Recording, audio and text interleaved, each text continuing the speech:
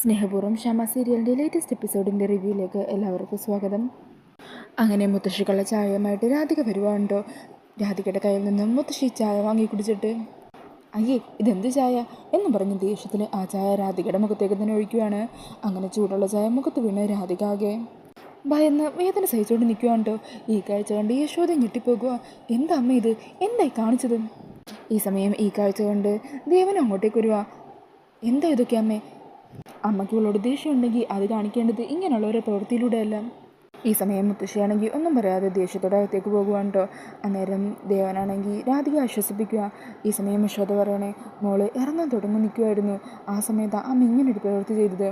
അന്നേരം ദേവൻ പറയണേ സാരമില്ല മോൾ ദൂരത്തിന് മനസ്സ് വിഷമിക്കേണ്ട, പോയി ഡ്രസ്സൊക്കെ ചേഞ്ച് ചെയ്ത് വേഗം പോകാൻ നോക്കും. ഇതുപോലെ പല തടസ്സങ്ങളും ഉണ്ടാവും. ആ തടസ്സങ്ങളെല്ലാം നേരിട്ട് ശക്തിയോടുകൂടി മുന്നേറണം.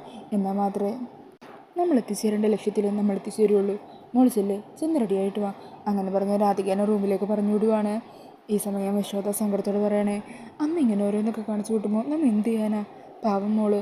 അന്നേരം ദേവനും പറയണേ അമ്മയുടെ ഉള്ളിൽ ഒരേ ഒരു പേരക്കുട്ടി മാത്രമേ ഉള്ളൂ, അത് പ്രിയങ്ക മോള. രാധികയോട്ടുള്ള വെറുപ്പ് നമുക്കറിയാവുന്നതല്ലേ. പ്രിയങ്കയുടെ സ്ഥാനം രാധിക തട്ടിയെടുത്തു എന്നുള്ള ചിന്തയാണ് അമ്മയുടെ മനസ്സിലുള്ളത്. അതുകൊണ്ട് നമ്മൾ സൂക്ഷിച്ചേ പറ്റൂ.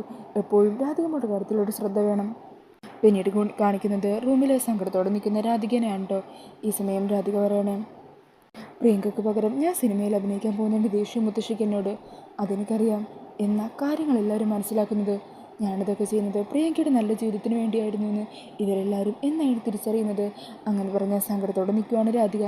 പിന്നീട് കാണിക്കുന്നത് വീടെല്ലാം തുടച്ച് വൃത്തിയാക്കിക്കൊണ്ടിരിക്കുന്ന കൽപ്പനേനെയാണ് കേട്ടോ. ഈ സമയം ആ കാഴ്ചയൊക്കെ കണ്ടിട്ട് ഉർവശിക്ക് ഒത്തിരി സന്തോഷവുമാണ്. അങ്ങനെ ഉർവശി കൽപ്പനയ്ക്ക് കുറച്ച് പണി കൊടുക്കാമെന്നും പറഞ്ഞ് കൽപ്പനയുടെ അരികിലേക്ക് വരുക. ആ കൽപ്പന എല്ലാം വൃത്തിയാക്കിയില്ലേ? ആ പടിക്കെട്ടിൻ്റെ അവിടെയൊക്കെ ചെറിയ കറ കിടക്കുന്നുണ്ട്, അതും കൂടി ഒന്ന് വൃത്തിയാക്കിക്കൊള്ളണേ, അല്ലെങ്കിൽ അമ്മ കണ്ടാൽ പിന്നെ അത് മതി. ഈ സമയം കൽപ്പന പറയണേ ചെറിയമ്മക്ക് കൂടി എന്നെ ഒന്ന് സഹായിച്ചൂടെ? അന്നേരം ഉർവശി പറയണേ അല്ല എനിക്ക് നിന്നെ സഹായിക്കണമെന്നൊക്കെ ഉണ്ട്, പക്ഷേ ഞാൻ സഹായിക്കുന്നത് അമ്മ എങ്ങാനും കണ്ട പിന്നെ നിന്നെ മത്സരത്തിൽ തന്നെ പുറത്താക്കിയാലോ? അത് മതി അമ്മക്ക് പ്രശ്നം ഉണ്ടാക്കാൻ. അതുകൊണ്ടാ ശരി ഞാൻ തന്നെ വൃത്തിയാക്കിക്കോളാം. എന്താണെങ്കിലും ഈ മത്സരത്തിൽ എങ്ങനെയെങ്കിലും ജയിച്ചേ പറ്റുള്ളൂ. അന്നേരം ഉർവശി പറഞ്ഞേ ശരിയാ, നീ തന്നെയാണ് ജയിക്കേണ്ടത്.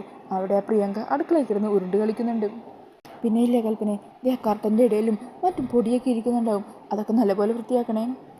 പിന്നെ എൻ്റെ റൂമിൽ ഞാൻ ഉപയോഗിക്കാത്ത കുറച്ച് ചെരുപ്പിരിപ്പുണ്ട്, അതിലെ പൊടി ഇനി കണ്ടു കഴിഞ്ഞാൽ അമ്മ പ്രശ്നം നോക്കുമോ എന്തോ. ഇതെല്ലാം കഴിയുമ്പോൾ സമയം കിട്ടുവാണെങ്കിൽ അതുകൂടി ഒന്ന് വൃത്തിയാക്കിക്കൊള്ളണേ. ഈ സമയത്തായിരിക്കോട്ടോ ഇത് കേട്ട് സൂര്യ അങ്ങോട്ടേക്ക് വരുന്നത്. അന്നേരം സൂര്യ പറയണേ എന്തായത് ചെറിയമ്മേ, എൻ്റെ ഭാര്യ ഇങ്ങനെ ജോലി എടുക്കുന്നത് കണ്ടിട്ടും അതിൻ്റെ ഇടയിൽ കൂടി ചെറിയമ്മയും കൂടി അവൾക്ക് ജോലി കൊടുക്കുവാണോ? അയ്യോ മോനെ, ഞാൻ അങ്ങനെ ഉദ്ദേശിച്ച് പറഞ്ഞതല്ല. അമ്മ ഇതുപോലൊരു മത്സരമൊക്കെ നടക്കുമ്പോൾ എല്ലാ കാര്യങ്ങളും കൃത്യമായിട്ട് നോക്കില്ലേ, അതുകൊണ്ട് പറഞ്ഞതേ ഉള്ളൂ. ഈ സമയം സൂര്യ ചോദിക്കണേ എന്നാലും എൻ്റെ കൽപ്പനെ, നിനക്ക് ഇത്ര ആത്മാർത്ഥമായിട്ട് വീട്ടുജോലികളൊക്കെ ചെയ്യാൻ അറിയാമായിരുന്നോ? എന്നിട്ട് എന്തേ ഇത്രയും കാലം ഇതൊന്നും നീ ചെയ്യാഞ്ഞത്? അന്നേരം കൽപ്പന പറയണേ ഇത്രയും കാലം എനിക്കിതൊന്നും ചെയ്യാൻ തോന്നിയില്ല, അതിൻ്റെ ആവശ്യമുണ്ടെന്ന് തോന്നിയില്ല. ഈ സമയം സൂര്യ പറയണേ ശരിയാ, ഇപ്പോഴാണല്ലോ അമ്മ ഇങ്ങനൊരു മത്സരം നടത്തിയതും അതിൻ്റെ പ്രതിഫലമായിട്ട് കോടിക്കണക്കിന് വിലയുള്ള ആഭരണം തരാമെന്ന് പറഞ്ഞതും. അപ്പോൾ നിനക്ക് ഈ ജോലിയൊക്കെ ചെയ്യാൻ താല്പര്യം തോന്നുമല്ലോ. ആ സമയം കൽപ്പന പറയണേ ശരിയാ, അതുകൊണ്ട് തന്നെയാ. അതിപ്പോൾ എന്താ സൂര്യയുടെ പ്രശ്നം? ഒരു ലാഭവും ഇല്ലാതെ ഈ കൽപ്പന ഒരു ജോലിയും ചെയ്യില്ല. ഈ സമയം ഇതെല്ലാം കേട്ട് മുത്തശ്ശിയും വരണം അങ്ങോട്ടേക്ക് വരുമായിരിക്കും. മുത്തശ്ശി പറയണേ അതെ എന്താ ഇത് കൽപ്പന? ഇവിടെ ഞാനൊരു മത്സരം നടത്തുന്നുണ്ട്, പക്ഷേ നിൻ്റെ മനസ്സിൽ ഇതുപോലുള്ള ചിന്തയൊക്കെ വെച്ചിട്ടാണ് നീ ഇതിൽ പങ്കെടുക്കുകയെന്നുണ്ടെങ്കിൽ ഇപ്പം തന്നെ ഞാൻ ഈ മത്സരം നിർത്തും. എനിക്ക് ഈ മാല ഒന്നും ആലോചിക്കാതെ പ്രിയങ്കക്ക് കൊടുക്കുന്നതിൽ ഒരു ബുദ്ധിമുട്ടുമില്ല. എന്താ ഇപ്പം തന്നെ ഞാൻ പ്രിയങ്കേനെ വിളിച്ച് അവളെ ഈ മാല ഏൽപ്പിക്കണോ?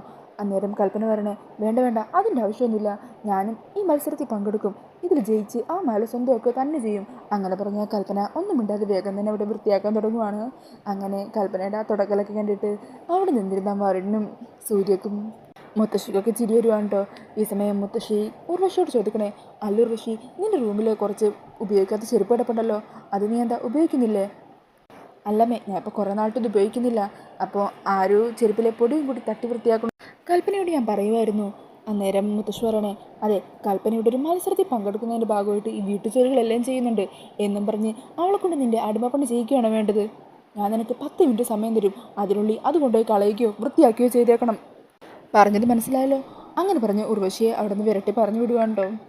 ഈ സമയം കൽപ്പന പറയണേ എന്നാൽ മുത്തശ്ശി സ്റ്റെപ്പിൽ കുറച്ച് കറ കിടപ്പുണ്ടെന്ന് ചെറിയമ്മ പറഞ്ഞു. ഞാനത് പോയി വൃത്തിയാക്കിയിട്ട് വരാം എന്ന് പറഞ്ഞ് കൽപ്പനയും അവിടെ നിന്നും പോകുവാണ്. ഈ സമയം സൂര്യ ചിരിച്ചുകൊണ്ട് പറയണേ, എൻ്റെ മുത്തശ്ശിയുടെ കയ്യിൽ നിന്ന് ആ മാല അടിച്ചെടുക്കാനുള്ള കഷ്ടപ്പാടുകളാണ് കൽപ്പന ഇവിടെ നടത്തുന്നത്. ഇവരെ നേരെയാക്കാൻ മുത്തശ്ശി ഇതുപോലെ കുറേ ആഭരണങ്ങൾ ചിലവാക്കേണ്ടി വരും. പിന്നെ ഞാൻ ഒന്ന് പുറത്തേക്കൊക്കെ ഇറങ്ങിയിട്ട് വരാം. കാലുകൾക്ക് പുതുജീവൻ വെച്ചതല്ലേ, അപ്പോൾ എനിക്ക് കിട്ടിയ ഈ സ്വാതന്ത്ര്യം ശരിക്കും ഒന്ന് ആസ്വദിക്കണ്ടേ. നിങ്ങൾ പേടിക്കണ്ട, ഞാൻ അധികം ദൂരത്തേക്കൊന്നും പോയില്ല, കുറച്ച് മുറ്റം വരെ മാത്രം. അങ്ങനെ പറഞ്ഞ സൂര്യ അവിടെ നിന്നും പോകുവാണ് കേട്ടോ. ഈ സമയം മുത്തശ്ശി വരനോട് പറയണേ, കൽപ്പന ഇപ്പം വീട്ടു ജോലിയൊക്കെ ചെയ്ത് നടുവൊടിഞ്ഞിരിക്കുക. പ്രിയങ്കയും അടുക്കളയിൽ പാചക പരീക്ഷണത്തിലാണ്. ഈ സമയം വരൺ ചോദിക്കണേ, അല്ല ഇതൊക്കെ കൊണ്ട് എനിക്കെന്താ പ്രയോജനം? മുത്തശ്ശി അവർക്ക് രണ്ടാൾക്കിട്ട് പണി കൊടുത്തു, അതുകൊണ്ട് എനിക്കൊന്നും ഒരു പ്രയോജനവും ഇല്ലല്ലോ. ആ സമയം മുത്തശ്ശി പറയണേ, നീ ഒന്ന് സമാധാനമായിട്ടിരിക്കും, നിൻ്റെ ആഗ്രഹമൊക്കെ നടക്കും. ഇതൊക്കെ എല്ലാം ചെയ്യുന്നത് മുത്തശ്ശിയെ നിനക്ക് വേണ്ടിയിട്ടാ. നീ ഇങ്ങ് വന്നേ, നമുക്ക് അടുക്കളയിലേക്ക് പോകാം. രാധിക ഇവിടെ തിരികെ എത്തിക്കാനുള്ള പണിയൊക്കെ ഈ മുത്തശ്ശി ഒപ്പിച്ച് വെച്ചിട്ടുണ്ടാ, നീ വാ. അങ്ങനെ രണ്ടാളും കൂടി അടുക്കളയിൽ പ്രിയങ്ക പാചകം ചെയ്യുന്നത് ഒളിഞ്ഞു നിന്ന് നോക്കുവാണ് കേട്ടോ. ഈ സമയം പ്രിയങ്കയാണെങ്കിൽ കുറേ പച്ചക്കറിയൊക്കെ എടുത്ത് അരിഞ്ഞൊക്കെ വെച്ചിട്ടുണ്ടാകും. എന്നിട്ട് യൂട്യൂബിൽ നോക്കി വീഡിയോ ഒക്കെ കണ്ടുകൊണ്ടിരിക്കുക. പ്രിയങ്കാണെങ്കിൽ ദേഷ്യം വരിക, ഒന്നും മനസ്സിലാവുന്നില്ല. പക്ഷേ ഇങ്ങനെ പറഞ്ഞുകൊണ്ടിരുന്ന ഞാൻ എങ്ങനെ ഉണ്ടാക്കും? ഒന്നും മനസ്സിലാവുന്നില്ലല്ലോ, ഇനിയിപ്പോൾ എന്താ ചെയ്യുക? ചേച്ചി ഒന്ന് വിളിക്കാം എന്ന് പറഞ്ഞ് ഫോണെടുത്ത് രാധികയെ വിളിക്കുക. അതെ ചേച്ചി അന്ന് ഇവിടെ വന്ന് നിന്നപ്പോൾ കുറച്ച് കറികളൊക്കെ ഉണ്ടാക്കിയില്ലേ, അതൊക്കെ എങ്ങനെയാണ് ഉണ്ടാക്കേണ്ടതെന്ന് എനിക്കൊന്ന് പറഞ്ഞുതാം. അല്ല ഏത് കറിയാ? അതിൻ്റെ പേരൊന്നും അറിയില്ല. എന്നാൽ പിന്നെ സാമ്പാർ ഉണ്ടാക്കിയാലോ? സാമ്പാറോ? അതൊന്നും വേണ്ട, കുറച്ച് സ്പെഷ്യലായിട്ട് എന്തെങ്കിലും ഉണ്ടാക്കണം. ഞാനിവിടെ കുറേ പച്ചക്കറിയൊക്കെ അരിഞ്ഞു വെച്ചിട്ടുണ്ട്. നീ എന്തൊക്കെയാണ് അരിഞ്ഞു വെച്ചിരിക്കുന്നത്? തക്കാളിയുണ്ട്, വെണ്ടയ്ക്കുണ്ട്, പിന്നെ നീളത്തിലൊരു സാധനമുണ്ട്. നീളത്തിലെ സാധനമോ? മുരിങ്ങാക്കോലാണോ? അതല്ല, ഒരു ഒലക്ക പോലെയൊക്കെ ഇരിക്കുന്ന. അത് കേട്ടിട്ട് മുത്തശ്ശിക്കും വരണും ചിരി വരുവാണ് കേട്ടോ. രാധികയ്ക്കും ചിരി വരിക. രാധിക പറയണേ, പടവലങ്ങയാണോ? അതായിരിക്കും. അല്ല ഞാൻ പറഞ്ഞു തന്നാൽ നിനക്ക് മനസ്സിലാകുമോ? അതെ, ഇയാളോട് ഞാൻ ചോദിച്ച ചോദ്യത്തിന് മാത്രം ഉത്തരം പറഞ്ഞാൽ മതി, അല്ലാതെ കൂടുതൽ ശാസ്ത്രജ്ഞ വിളിക്കാനൊന്നും നിൽക്കണ്ട. മര്യാദക്ക് പറഞ്ഞു തന്നാൽ മാത്രം മതി.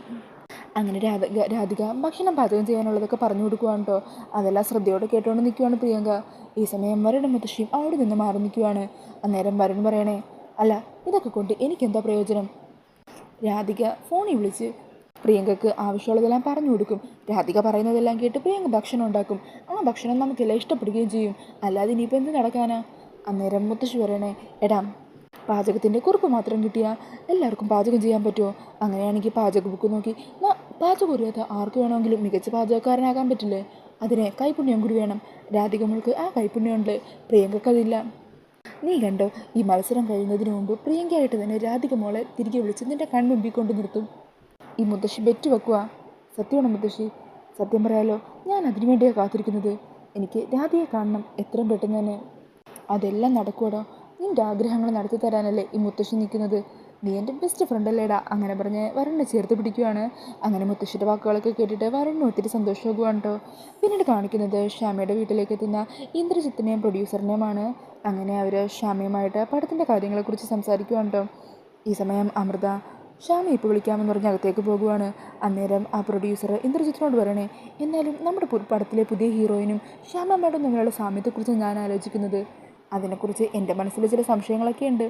ഈ സമയം ഇന്ദ്രജിത്ത് പറയണേ, ആവശ്യമില്ലാത്ത സംശയങ്ങളൊന്നും നമ്മൾ ആരോടും പറയാൻ നിൽക്കേണ്ട. ശ്യാമ മാഡത്തെക്കുറിച്ച് സിനിമ ഇൻഡസ്ട്രിയിൽ ഒരു മോശം വാക്കുമില്ല, ഒരു ഗോസിപ്പും ഇല്ലാത്ത നല്ലൊരു സ്ത്രീയാണ്. നമ്മൾ വെറുതെ ആവശ്യമില്ലാത്ത കാര്യത്തെക്കുറിച്ചൊന്നും സംസാരിക്കേണ്ട, വന്ന കാര്യം പറഞ്ഞിട്ട് പോകാം. അങ്ങനെ ശ്യാമ അങ്ങോട്ടേക്ക് വരുവാണ്. ഈ സമയം ഇന്ദ്രജിത്ത് പറയണേ, മാഡം ഞങ്ങൾ വന്നത് ഒരു പ്രധാനപ്പെട്ട കാര്യം പറയാനാ. ഇപ്പോൾ ലാസ്റ്റായിട്ട് കുറച്ച് സിനിമകളിൽ മാഡം പാടാമെന്ന് പറയുന്നെങ്കിലും അവസാന നിമിഷം ആരോഗ്യ പ്രശ്നവും മറ്റു കാരണങ്ങളൊക്കെ കൊണ്ട് പിന്മാറുന്നുണ്ടല്ലോ. ഇപ്പോൾ ഞങ്ങളുടെ ഈ സിനിമയിൽ മാഡത്തിൻ്റെ പാട്ടുണ്ട്, അത് മാഡം തന്നെ പാടണമെന്നാണ് ഞങ്ങളുടെ ആഗ്രഹം. അതിനെക്കുറിച്ച് മാഡത്തോട് സംസാരിച്ച് മാഡത്തിൽ നിന്ന് ഒരുറപ്പ് വാങ്ങാനാണ് ഞങ്ങൾ വന്നത്. അന്നേരം ശ്യാമ പറയണേ, അക്കാര്യത്തെക്കുറിച്ചോർത്ത് ഇന്ദ്രജിത്ത് ഒരു ടെൻഷനും വേണ്ട. എൻ്റെ തൊണ്ടയിൽ ശബ്ദം ഉണ്ടെങ്കിൽ നിങ്ങൾക്ക് വേണ്ടി നിങ്ങളുടെ സിനിമയിൽ ഞാൻ പാടിയിരിക്കും. അതിൻ്റെ ഒരു നിയോഗമായിട്ട് തന്നെയാണ് ഞാൻ കാണുന്നത്. അന്നേരം ശ്യാമയുടെ വാക്കുകളൊക്കെ കേൾക്കുമ്പോൾ അവർക്ക് സന്തോഷമാകുക.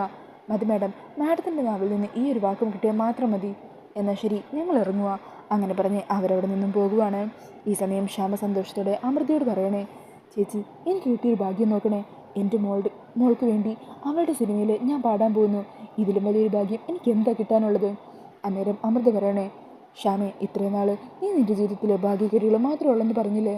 അതിനെല്ലാം കൂടി ദൈവം നിനക്ക് തന്നതായി സന്തോഷം. അത് നീ സന്തോഷത്തോടു കൂടി തന്നെ സ്വീകരിക്കണം. അങ്ങനെ ആ വാക്കുകളൊക്കെ കേട്ട് ഒത്തിരി സന്തോഷത്തോടെ നിൽക്കുവാണ് ശ്യാമ. പിന്നീട് കാണിക്കുന്നത് മത്സരത്തെക്കുറിച്ച് സംസാരിച്ചുകൊണ്ടിരിക്കുന്ന പരമേശ്വരനെയും പത്മിനിനെയും മുത്തശ്ശിനെയും വരുണിനെയും സൂര്യനെയൊക്കെയാണ് കേട്ടോ. ഈ സമയം പത്മിനി പറയണേ, സത്യം പറയാലോ അമ്മയുടെ ഈ പരീക്ഷയെക്കുറിച്ച് ആദ്യം കേട്ടപ്പോൾ എനിക്കൊരു സംശയമൊക്കെ തോന്നി. പക്ഷേ രണ്ടാളും നല്ല ആത്മാർത്ഥമായിട്ട് തന്നെ എല്ലാ കാര്യങ്ങളും ചെയ്യുന്നത്. ഈ സമയം സൂര്യ പറയണേ, അതേ മുത്തശ്ശി, ഈ മത്സരങ്ങളൊക്കെ ജീവിതകാലം മുഴുവൻ വരെ തുടരാൻ നല്ല മാർഗമുണ്ടോ മുത്തശ്ശി?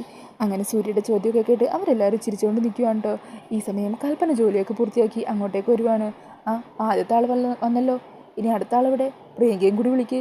ഈ സമയം പ്രിയങ്ക അങ്ങോട്ടേക്ക് വരുവാ. മുത്തശ്ശി, ഞാൻ ദാ എത്തി.